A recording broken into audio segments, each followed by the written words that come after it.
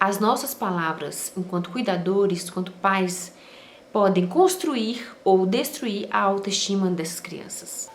Existe uma mania esquisita entre os adultos de brincarem com as crianças e deixá-las irritadas. Muitas vezes, essa irritação começa colocando suas características como os defeitos. Então, nesse mundo sem noção, lógico que eu não escapei disso, mas eu fiquei indignada quando, ainda bebezinho, eu tinha que ficar ouvindo palavras pejorativas sobre o meu bebê. Como eu ia proteger meu filho sem brigar com todo mundo? Então, eu decidi fazer o seguinte: toda vez que alguém falasse algo pejorativo sobre ele, seja de características físicas ou de quem ele estava demonstrando ser, ainda bebezinho, que eu não ia mais me direcionar ao adulto que estava fazendo aquilo, falando aquilo, mas eu ia me direcionar diretamente para ele, porque é ele que é meu foco. Então, quando alguém falava, você é um danadinho, safadinho, preguiçosinho, vários inhos, né? Porque os inhos é pra deixar a palavra aceitável, né? Não, é só uma brincadeira, então tá valendo. Eu agachava na frente dele, na altura dele, e falava: filho, você não é isso. Sabe o que você é? Você é amoroso, você é bondoso, você é paciente, você é benigno, você é longânimo, você é alegre. Falava essas palavras. Por mais que ele ainda era muito novo para demonstrar ter essas virtudes, eu entendi que se as palavras constroem, que sejam essas palavras que meu filho vai ouvir. Certo dia eu estava mais ou menos a uns 6 metros de distância do meu filho. Ele estava do lado do meu esposo e com outros adultos ao redor. Ele estava na fase de desfraude. Ele estava aprendendo ainda a falar que queria fazer xixi. Começou a colocar muito a mãozinha na sua parte íntima. Um adulto vendo aquilo, começou a falar uma música de duplo sentido, que não é uma música infantil, é uma música de adulto, de duplo sentido sobre a parte íntima dele. Todo mundo ficou sem reação. Eu ouvi. E meu filho, quando ouviu isso, ele não entendeu, óbvio. Porque ele nunca tinha ouvido aquela música, nunca tinha ouvido a letra ou uma expressão parecida. Mas ele entendeu de alguma forma que aquilo ali não era legal.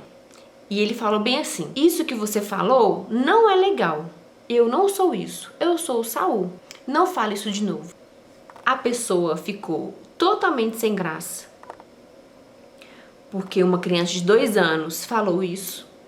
Levantou e saiu. E ficou um bom tempo sem conversar com o meu filho e com a gente. A criança, ela não tem dimensão de quem ela é. É claro, ela está ainda em formação. Por mais que ela não seja um papel em branco, ela já tem a sua essência, ainda assim está em construção. Como ela não tem dimensão de quem ela é e de quem ela pode ser, é através das nossas palavras, do nosso cuidado, do nosso olhar que nós demonstramos quem ela é. Eu sou a Aline Soares, este é o meu canal e hoje vamos falar sobre o poder das palavras. Fique comigo.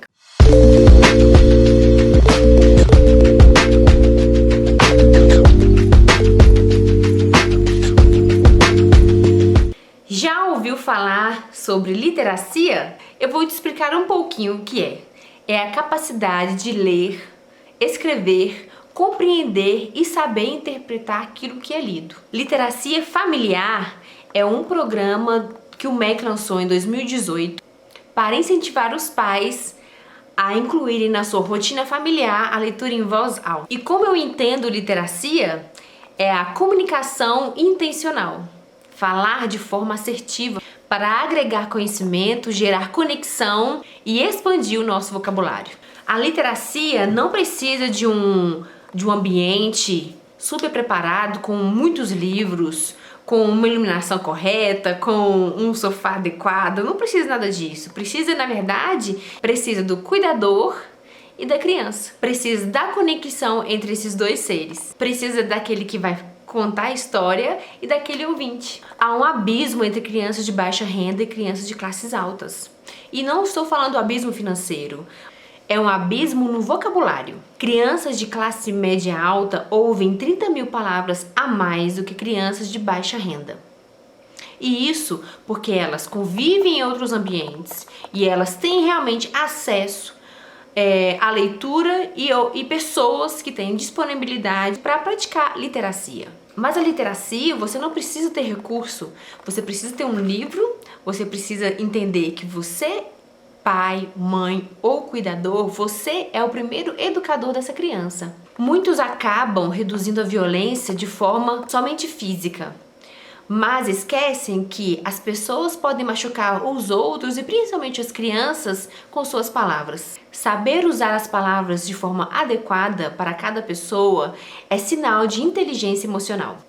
Em outro vídeo eu vou explicar melhor os benefícios da literacia familiar. Na descrição tem uma lista de livros bons para o seu enriquecimento, para o seu empoderamento, e eu vou depois criar uma nova lista de livros bons para enriquecer o vocabulário dos seus filhos.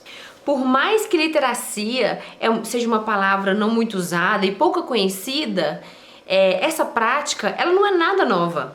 Na verdade, ela é muito antiga. Existe um livro que chama Provérbios.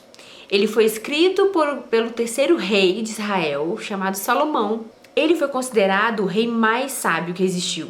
Ele trouxe prosperidade, ele trouxe visibilidade para o povo e muitas outras coisas. Neste livro contém mais de 30 citações sobre o poder das palavras e sobre quem você é quando você também não escolhe usar adequadamente as suas palavras. Quem fala com justiça é como fonte que dá vida, mas a boca do perverso é um poço de violência. As palavras amáveis curam e ajudam, mas as palavras maldosas ferem e destroem.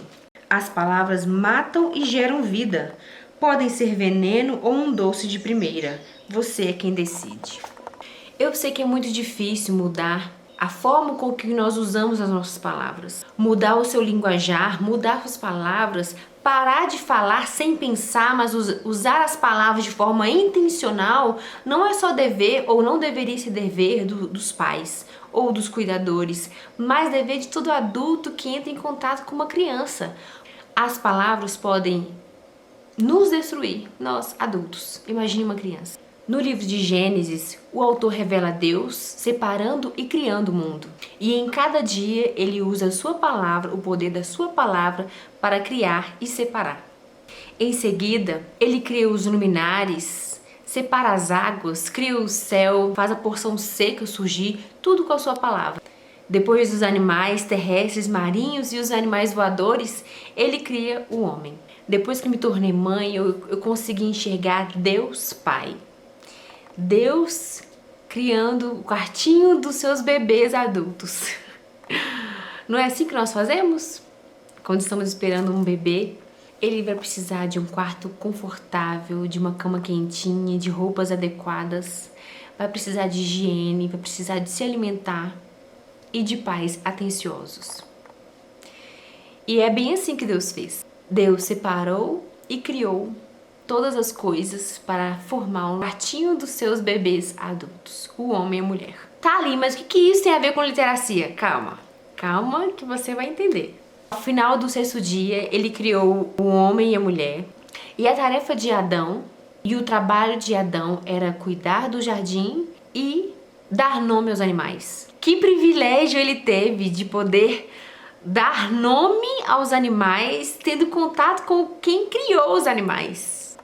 Deus em todas as tardes encontrava com o homem no jardim. Eu fiquei imaginando as conversas. Senhor, eu tô com dúvida, tem um animal assim que ele é um pouco diferente, assim, e tem 4 patas bem compridas, parece até de cavalos, mas não é um cavalo, não é uma zebra. Apesar de que ele tem umas manchas também. Ele tem um rabão e no final do rabo tem pelo.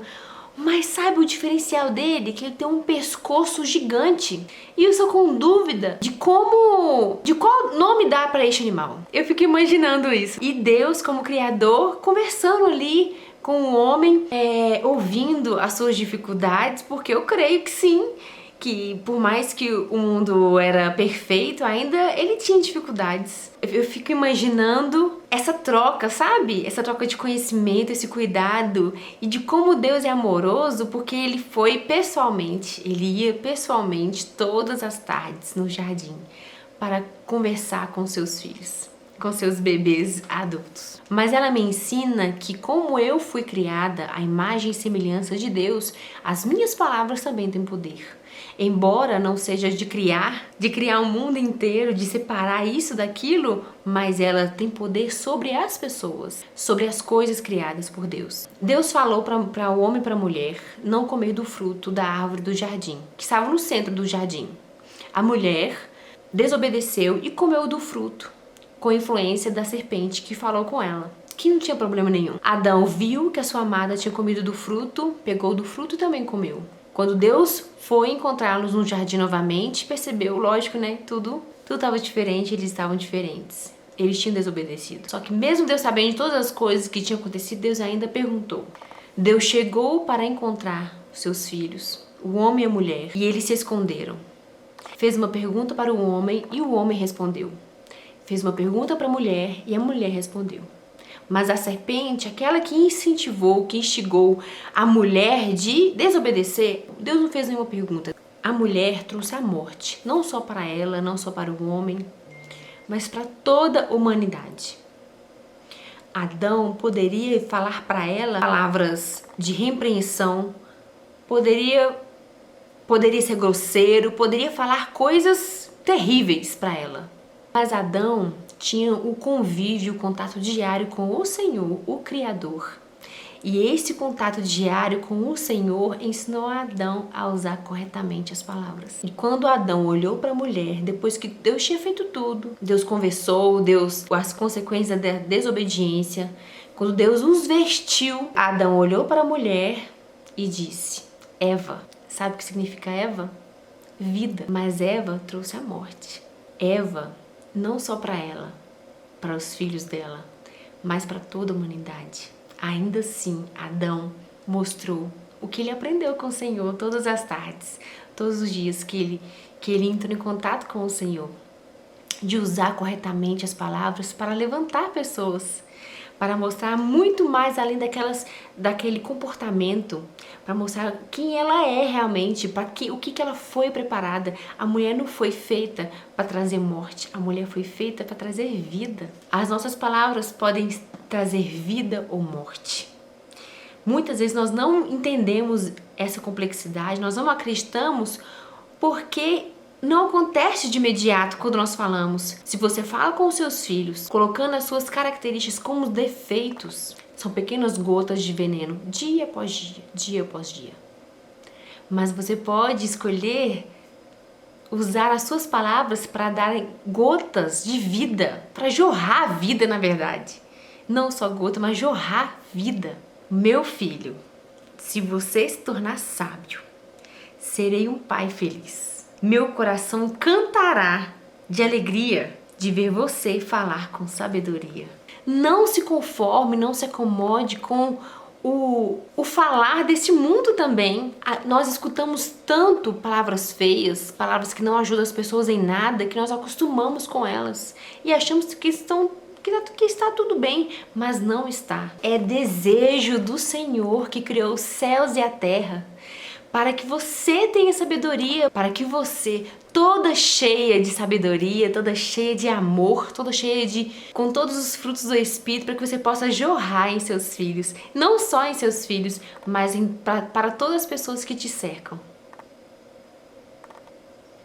Esse é o meu desejo e é o objetivo desse canal, de te incentivar a crescer, a mudar seus hábitos, a ser melhor para você e para os seus filhos, para que nós possamos dar a este mundo crianças de valores, crianças cheias de virtudes, para que elas sejam cheias da luz do Senhor, porque essa é a nossa missão. Fez sentido para você? Se inscreva no canal e até o próximo vídeo.